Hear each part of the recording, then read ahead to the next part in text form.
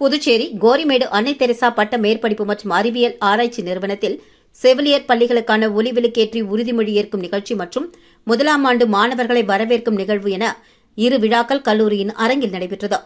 இந்த நிகழ்வில் ஸ்ரீ லட்சுமி நாராயணா செவிலிய கல்லூரியின் முதல்வர் டாக்டர் ராஜலட்சுமி பாஸ்கரன் மற்றும் ராஜீவ்காந்தி அரசு மகளிர் மற்றும் குழந்தைகள் நல மருத்துவமனையின் தலைமை செவிலிய அதிகாரி வித்யா உள்ளிட்டோர் சிறப்பு விருந்தினர்களாக கலந்து கொண்டு சிறப்பித்தனர்.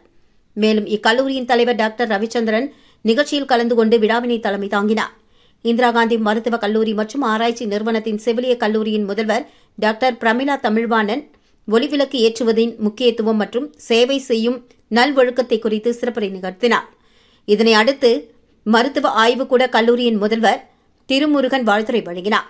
மேலும் கல்லூரியின் செவிலிய பள்ளியின் தலைமை செவிலிய அதிகாரி டாக்டர் கவிதா வரவேற்புரையாற்ற செவிலிய மாணவர்கள் ஒலிவிளக்கேற்றி உறுதிமொழி ஏற்றுக்கொண்டனர். இறுதியாக துணை விரிவுரையாளர் கலையரசி நன்றியுரை வழங்கின. விழா இனிதே நிறைவு பெற்றது. இந்த நிகழ்வில் துறை ஆசிரியர்கள், மாணவர்கள் மற்றும் பெற்றோர்கள் உட்பட பலர் கலந்து கொண்டு சிறப்பித்தனர். இதற்கான ஏற்பாடுகளை செவிலியர் பள்ளி சார்பில் மிக சிறப்பாக செய்யப்பட்டிருந்தது குறிப்பிடத்தக்கது.